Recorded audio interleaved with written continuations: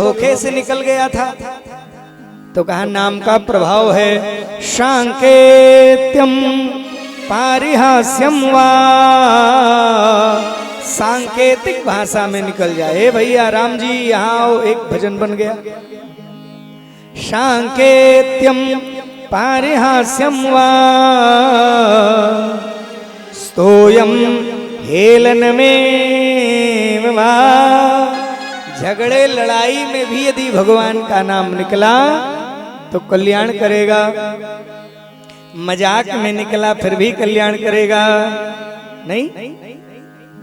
भाय को भाय अनख आलस हो, भाय को भाय अनख आलस हो, भाय को भाय अनख आलस हो, भाय को भाय अनख आलस हो, भाय को भाय अनख आलस हो, नाम जपत जलदेश दस हो, नाम जपत जलदेश दस हो। किसी भी भाव से निकला नाम तो कल्याण ही करेगा। महाराज तब वो अजामिल समझ गया और पूरा परिवार छोड़ दिया और चला गया गंगा जी के रमण रेती में। कहा हरिद्वार में जाकर के गंगा में प्रविष्ट होकर के आकंठ जल में खड़े होकर के भगवान का स्मरण करते करते शरीर का त्याग किया है और भगवत पार्षद बना। बोलिए भक्तवत्सल भगवान की जय हो। आगे महाराज चर्चा करते हैं धीरे से महाराज। और ये सारे मार्ग कैसे आए? जब समय पर कोई सदगुरु, और कभी कभी तो हमारे द्वारा सदगुरु का ही अपमान हो जाता है। एक बार इंद्र की सभा में भी, जानते हैं नहीं, इंद्र की सभा में बृहस्पति जी पहुंचे। बृहस्पति गुरु हैं उनके यहाँ नृत्य चल रहा था। नृत्य चल रहा था तो बृहस्पति जी पहुंचे तो लोगों ने, इंद्र ने विचार किया कि आए हैं गुरु जी, कहीं बैठ जाएंगे, जब ये कार्यक्रम खत्म होगा तो गुरु जी का फिर पूजा उजा करेंगे, माला पहनाएंगे, थोड़ा आरती घुमाएंगे, चरण धुलेंगे। ये बात विचार किया होगा इंद्र ने, क्योंकि सामान्य नहीं होते इंद्र ना, बड़े 100 यज्ञ के बाद इंद्र बनते हैं। तो निवेदन करूं, लेकिन बृहस्पति जी पहुंचे तो उनको किसी ने उठ करके प्रणाम भी नहीं, आसन देने को छोड़ दीजिए। शास्त्र कहता है यदि आप पूजा भी कर रहे हो, माला जप रहे हो, उस समय बीच में नहीं बोलना चाहिए। लेकिन गुरु जी बुलावे तो माला के बीच में भी बोलने पर दोष नहीं लिखेगा, लिखा है ये सब बात। भजन कर रहे हो तो उठ करके आप वहां आसन देंगे, बुलाएंगे, फिर भी दोष नहीं लगेगा। हुआ ये कि महाराज ये सब बातें निकल गए। बृहस्पति जी को बड़ा गुस्सा है। बताओ, ये हमारा चेला जो है तो मदमस्त बैठा हुआ है और वहां से श्राप नहीं दिए। निवेदन पूर्वक कह रहा हूं महाराज, श्राप नहीं दिए, न डांटे न कुछ कहे, चले आए, अलग हो गए बस। ये बलि को पता चला तो आक्रमण कर दिया। महाराज समझ रहे हैं ये कोई साधारण बात नहीं है। और हुआ ये, किसी तरह से ब्रह्मा जी की शरण में गए, नारायण कवच प्राप्त किया, विजय मिली। विजय मिली, इधर तो एक व्यवस्था और गड़बड़ हो गई। इन्होंने गुरु बना लिया त्वष्टा ऋषि के पुत्र हैं विश्वरूप। इन्होंने कहा उनको गुरु बना लिया, उनसे नारायण कवच ले लिया, भजन करने लगे। लेकिन त्वष्टा ऋषि की जो पत्नी थी रचना, वो राक्षसों के यहाँ की थी। तो विश्वरूप हैं, उन्हीं के बेटा थे। तो थोड़ी आहुति का नियम है, जब हम देते हैं तो ननिहाल पक्ष में थोड़ा सा, अब जो ननिहाल पक्ष में भी देने लगे तो इंद्र ने समझाया, नहीं माने। 3 मुख थे विश्वरूप, तो नहीं माने तो फिर इंद्र ने काट दिया सिर काट दिया। तो महाराज घोर ब्रह्म हत्या लगी।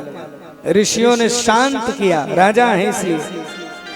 लेकिन जब ये बात त्वष्टा को पता चली तो उन्होंने यज्ञ किया। इंद्र शत्रु जन्म दिया, इंद्र को मारने वाला, लेकिन संकल्प में त्रुटि हो गई तो इंद्र से मरने वाला प्रकट हो गया। निवेदन करो, ध्यान से सुनिएगा। एक अक्षर में त्रुटि हुई। कुछ लोग तो, एक माता जी हमको फोन करी, कहीं गुरुजी हम तो दुर्गा सप्तशती का पाठ कर रहे हैं। हमने कहा धन्य हो देवी, संस्कृत पढ़ा है क्या? नहीं, संस्कृत तो बहुत नहीं पढ़े, लेकिन मिला मिला के पढ़ रहे हैं। हमने कहा बहुत अच्छा। देवियों एक बात कह दूं, दुर्गा सप्तशती उन्हें पढ़ने की जरूरत है जिन्हें शक्ति की उपासना करनी है। आप तो स्वयं शक्ति हो। हमारे यहाँ जब कन्या होती हैं तब भी पूजन करने की विधि है। हमारे यहाँ शास्त्र कहता है, नवरात्रि का आज अष्टमी है। निवेदन करूं, हमारे यहाँ सभी कार्यों की सिद्धि के लिए कन्या पूजन की विधि है। आपको किसी कार्य की सिद्धि करनी है तो ब्राह्मण कन्या का पूजन करो।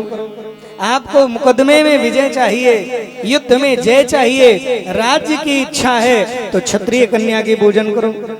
व्यापार में वृद्धि चाहिए, धन का लाभ चाहिए, वैश्य कन्या का पूजन करो। और आपको किसी भी कार्य में, आपके व्यवसायिक सारी व्यवस्था में आपको लाभ चाहिए, शूद्र कन्या का पूजन करो। हमारे यहाँ चारों वर्णों की कन्याओं का पूजन करने का विधान है। यहाँ कोई भेदभाव, छुआछूत नहीं है। निवेदन पूर्वक कह रहा हूँ, चारों कन्याओं का पूजन करने का विधान है। कोई भी आपको असाध्य रोग हो गया हो, निवेदन, ये बात ये मत समझना, कल्याण का एक अंक निकलता है, शक्ति अंक, उसमें पढ़ लीजिए, लिखा है। कोई विशेष रोग हो गया हो, रोग से मुक्ति ना मिल रही हो, तो महाराज जो आज जिनको सरकार ने बता दिया कि दलित हैं, वो दलित नहीं है, वो निम्न नहीं है, उन्होंने धर्म की रक्षा करी है। वो हिंदू धर्म के, सनातन धर्म की रीढ़ हैं, जड़ हैं, मजबूत खंभे हैं हमारे। उनकी कन्याओं को बुलाओ, पूजन करो, मिष्ठान दो, दक्षिणा दो, चरण धुलो, आपका असाध्य रोग भी दूर हो जाएगा। शास्त्र में लिखा है, ये विधि है। हमारे यहाँ कन्याओं का भी पूजन होता है और विवाहिता जो हैं उनका भी 10 महाविद्याओं में पूजन होता है और विधवा स्त्रियों का भी पूजन होता है 10 महाविद्या में। जब 10 महाविद्याओं की उपासना होती है तो कन्या, सधवा, विधवा तीनों का पूजन होता है और इनकी 3 ही अवस्था है। इसलिए इनको बहुत शक्ति की उपासना की जरूरत, ये केवल भजन करती रहें, इनका कल्याण हो। इनको कोई मंत्र जपने की जरूरत नहीं है, कोई दुर्गा सप्तशती की जरूरत नहीं है। दुर्गा सप्तशती और लोग करें जिनको शक्ति चाहिए। इसलिए निवेदन पूर्वक, एक बार एक गुरु जी के यहाँ एक चेला गया, कहा गुरु जी हमारी पत्नी को बड़ा दोष हो रहा है, रोग हो गया है, कोई उपाय बताइए। कहा जाओ कवच का पाठ करो। पाठ करने लगे। कहा कितना पाठ करें? कहा रोज 11 पाठ करो कवच का। हरिहर ब्रह्म द्वारा विरचित है, बराह पुराण का है वो, मार्कंडे नहीं है। और दुर्गा सप्तशती मार्कंडे पुराण का है, लेकिन वो वराह पुराण का है। कहा कि दुर्गा सप्तशती में जो अंकित है ऐसी कवच का पाठ करो। तो पंडित जी लगे कवच का पाठ करो। 46 दिन बताए थे, 40वें दिन में पत्नी मर गई। दौड़े दौड़े आए, कहा गुरुजी हमारी पत्नी तो मर गई। का पाठ करते थे? कहा दुर्गा सप्तशती पूरा मतलब करते, कवच का पाठ आप बताए थे 11 पाठ रोज करते थे। कहा हमको सुनाओ। जो सुनाना शुरू किए तो पढ़ क्या रहे थे? क्या लिखा है? भार्याम रक्षतु भैरवी। क्या रक्षा करें? हमारी भार्या पत्नी की रक्षा देवी भैरवी करें। और पंडित जी क्या पढ़ते थे? भार्याम भक्षतु भैरवी, भार्या हमारी पत्नी का भक्षण कर ले तो क्या हो जाएगा? अर्थ का अनर्थ हो जाएगा। इसलिए महाराज मंत्रों में नियम है, जितने भी मंत्र हैं, विधि हैं, बिना गुरु मुख हुए उनका प्रयोग करना निषेध है। आप कितने भी बड़े विद्वान हो, आप कोई भी मंत्र पढ़ो, उसका पाठ करो, जब पाठ हो जाए तो जाकर के गुरु को सुनाओ, और जब पुष्ट हो जाए तब उसका प्रयोग करोगे, तब कल्याणकारी होगा। ऐसे भी कोई मंत्र उठा करके नहीं पढ़ना लिखना चाहिए। अध्ययन के लिए अलग है, प्रयोग अलग है।